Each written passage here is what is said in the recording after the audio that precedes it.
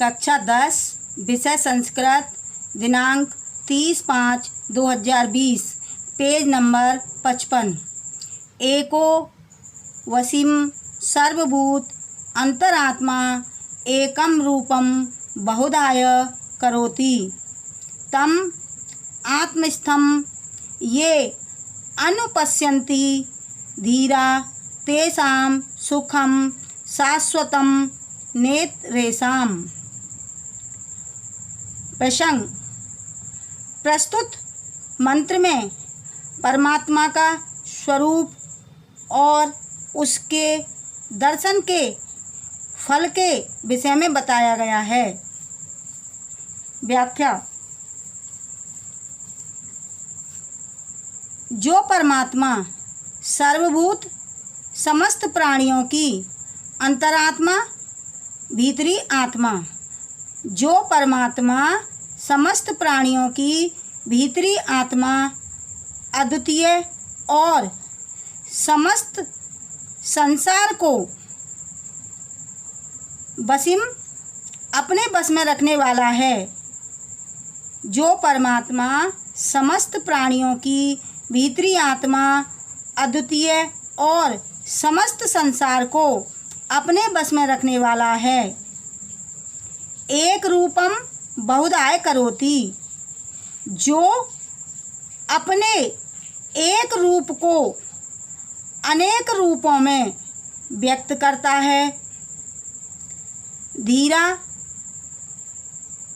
तम आत्मस्थम, जो धीर पुरुष उसे अपनी आत्मा में स्थित ये अनुपश्यन्ति साक्षात अनुभव करते हैं। जो धीर पुरुष उसे अपनी आत्मा में स्थित साक्षात अनुभव करते हैं। तेषां सुखम शाश्वतम नेत्रेषाम्, उनको ही सदा रहने वाला मोक्ष रूप नित्य सुख मिलता है, दूसरों को नहीं। जो परमात्मा समस्त प्राणियों की भीतरी आत्मा अद्वितीय और समस्त संसार को अपने बस में रखने वाला है, जो अपने एक रूप को अनेक रूपों में व्यक्त करता है।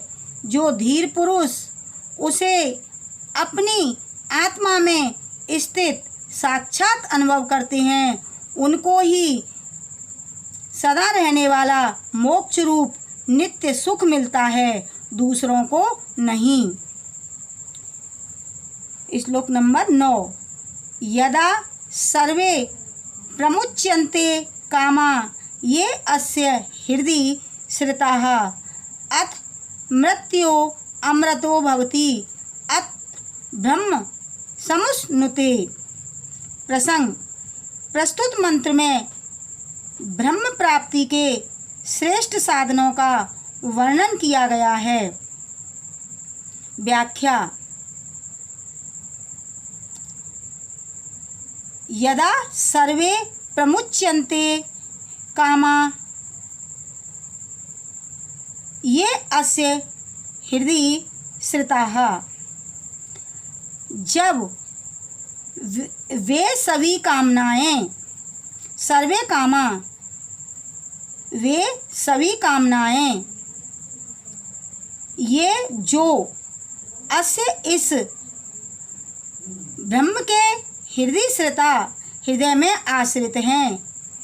जब वे सभी कामनाएं जो इस ब्रह्म के हृदय में आश्रित हैं उनसे बिल्कुल छूट जाती हैं, प्रमुच्यन्ते उनसे बिल्कुल छूट जाती हैं, अर्थात ब्रह्म ज्ञानी के हृदय की सभी इच्छाएं समाप्त हो जाती हैं।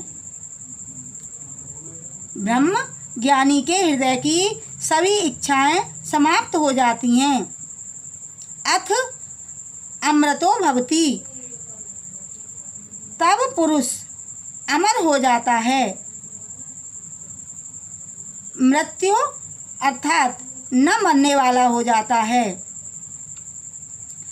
अत्र ब्रह्म समश्नुते, और वही ब्रह्म का भली भांति अनुभव कर लेता है, और वही ब्रह्म का भली भांति अनुभव कर लेता है।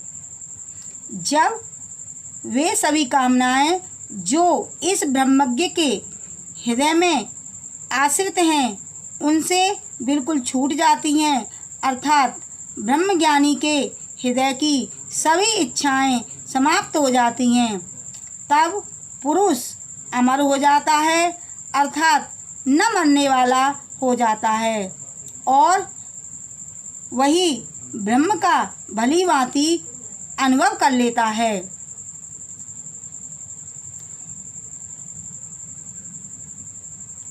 सूक्ति नंबर 1। यथा देवे तथा गुरौ। संदर्भ। प्रस्तुत सूक्ति हमारी पाठ्य पुस्तक संस्कृत पद्य पीयूषम के उपनिषद सुधा नामक पाठ से ली गई है। प्रसंग। प्रस्तुत सूक्ति में गुरु भक्ति की महिमा पर प्रकाश डाला गया है। अर्थ। जैसी भक्ति ईश्वर में है वैसी भक्ति गुरु में, जैसी भक्ति ईश्वर में है वैसी भक्ति गुरु में। व्याख्या।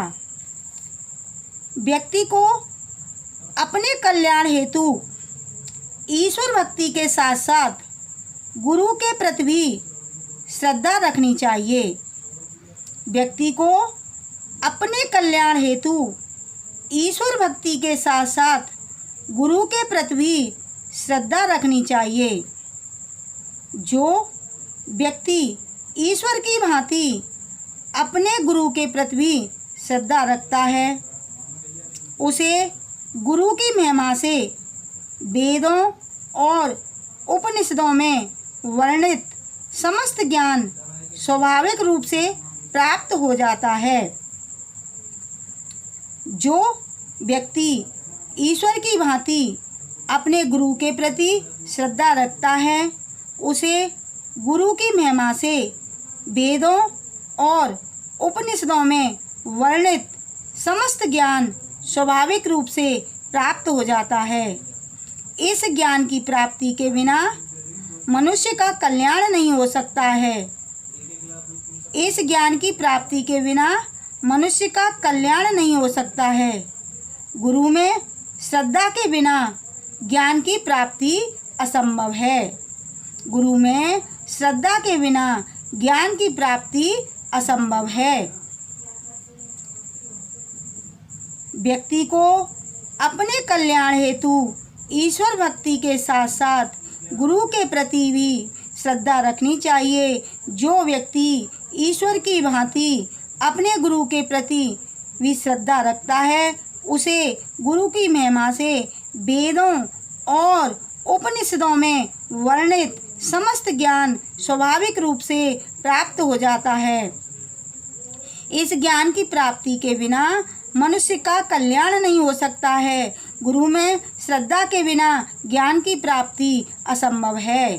सूक्ति नंबर 2। मन एव मनुष्याणां कारणम बंध मोक्षयो। प्रसंग। प्रस्तुत पंक्ति में कवि मन के बंधन तथा मोक्ष का कारण बताता है। अर्थ। मन ही मनुष्यों के बंधन और मोक्ष का कारण है। मन ही मनुष्यों के बंधन और मोक्ष का कारण है। व्याख्या। श्री कृष्ण कहते हैं कि इस संसार में ना तो कोई सुख है और न दुख, न कोई बंधन है, न कोई मुक्ति है। मनुष्य को बंधन में डालने या बंधन से छुटकारा दिलाने वाला उसका मन ही है। श्री कृष्ण कहते हैं कि इस संसार में ना तो कोई सुख है और ना दुख, ना कोई बंधन और ना कोई मुक्ति है। मनुष्य को बंधन में डालने या बंधन से छुटकारा दिलाने वाला उसका मन ही है। सांसारिक मोह माया के चक्कर में व्यक्ति को फंसाने वाला उसका मन ही है। यदि मन सांसारिक वस्तुओं में आसक्त ना हो तो व्यक्ति किसी प्रकार के बंधन में नहीं बंधेगा और उसे मोक्ष की प्राप्ति हो जाएगी। लेकिन मनुष्य का मन चंचल है, उसका यही विशिष्ट गुण मनुष्य के दुखों और बंधनों का कारण है। श्री कृष्ण कहते हैं कि इस संसार में ना तो कोई सुख है और ना दुख, ना कोई बंधन है, ना कोई मुक्ति है। मनुष्य को बंधन में डालने या बंधन से छुटकारा दिलाने वाला उसका मन ही है। सांसारिक मोह माया के चक्कर में व्यक्ति को फंसाने वाला उसका मन ही है। यदि मन सांसारिक वस्तुओं में आसक्त ना हो तो व्यक्ति किसी प्रकार के बंधन में नहीं बंधेगा और उसे मोक्ष की प्राप्ति हो जाएगी। लेकिन मनुष्य का मन चंचल है, उसका यही विशिष्ट गुण मनुष्य के दुखों और बंधनों का कारण है। सूक्ति नंबर 3। हिरण्मयेन पात्रेण सत्यस्य अपि हितम सुखम। प्रस्तुत पंक्ति में सूर्य के तेज के विषय में बताया गया है। व्याख्या। कवि कहता है कि सूर्यदेव तुम्हारा जो यह स्वर्णिम आभा मंडल है, वास्तव में यह सत्य स्वरूप परमेश्वर का ही तेज है, जो तुम्हारे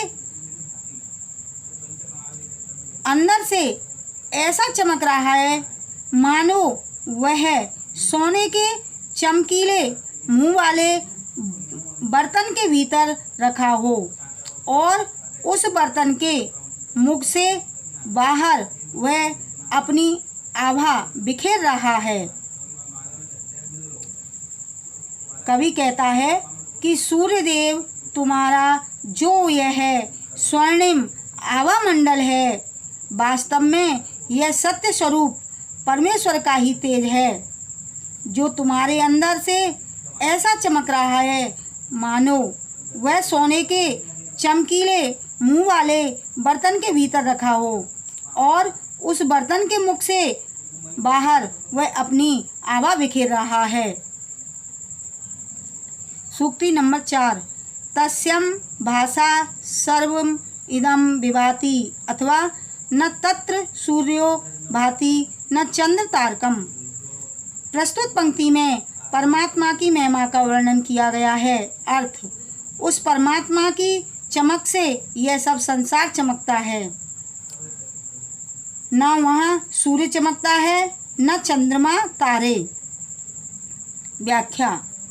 प्रस्तुत पंक्ति में कवि कहता है कि उस परम लोक में न भानु चमकता है, न शशि न नक्षत्री चमकते हैं और न ये बिजलियां ही। फिर अग्नि की तो बात ही क्या है। उस ईश्वर के द्वारा ही सब कुछ चमकता है, उसके प्रकाश से ही सब कुछ प्रकाशमान है।